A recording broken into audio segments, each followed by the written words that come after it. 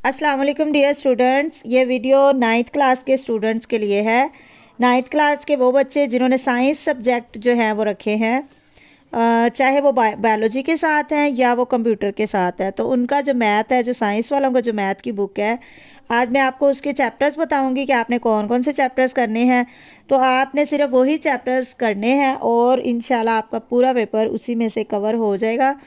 Urdu medium और English medium दोनों books से मैं बता दूंगी। आपने वीडियो को एंड तक देखना है ताकि आपको अच्छी तरह समझ आ जाए कि आपने कौन कौन से चैप्टर जो है ना वो अच्छे से तैयार करने हैं।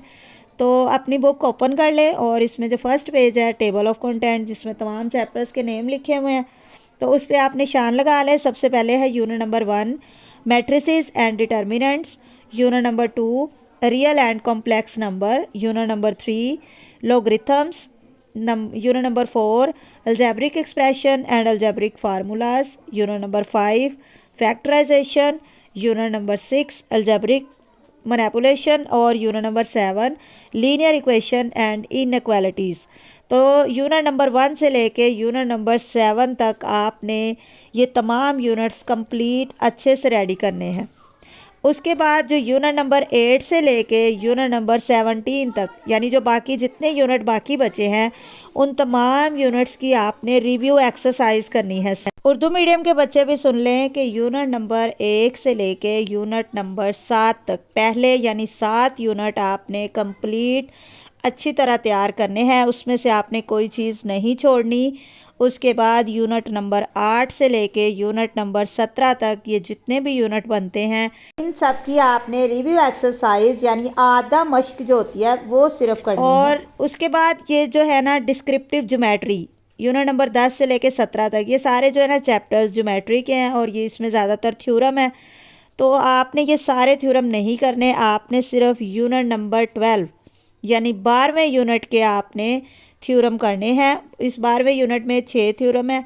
तो ये जो 6 थ्योरम है यानी फिथागोरस के जो 6 मसले हैं, ये आपने अच्छी तरह कर लेना है। इनमें से एक थ्योरम आपको लाजमी पेपर में आएगा। इसके अलावा भी एक दो चीज़ें और हैं जो आपने करनी है, बहुत इंपॉर्टेंट है, वो मैं आपको बता देती हूँ। लेकिन उससे पहले मेरी आपसे रिक्वेस्ट है कि आपने मेरा चैनल ज़रूर सब्सक्राइब करना है, ताकि मैं आपको आपके एग्ज़ाम के हवाले से जो इम्पोर्टेंट चीज़ें हैं वो बताती रहूँगी।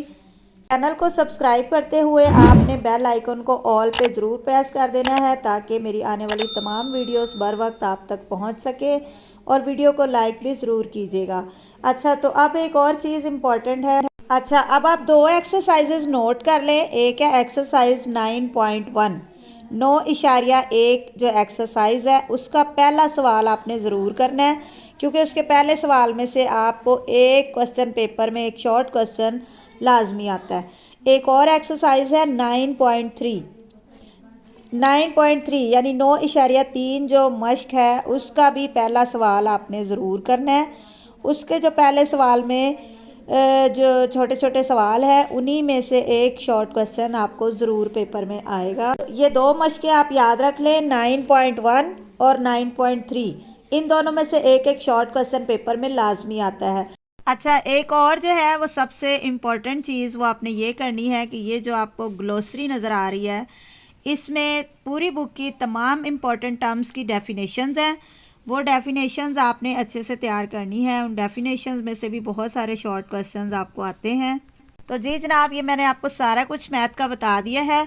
ये तमाम चीज़ें आपने करनी है, तो इंशाल्लाह आपका पूरा पेपर जो है ना इसी में से कवर हो जाएगा। वीडियो पसंद आए तो लाइक ज़रूर कीजिएगा। मिलते हैं नेक्स्ट वीडियो में, तब तक के लिए अल्लाह हाफिज़।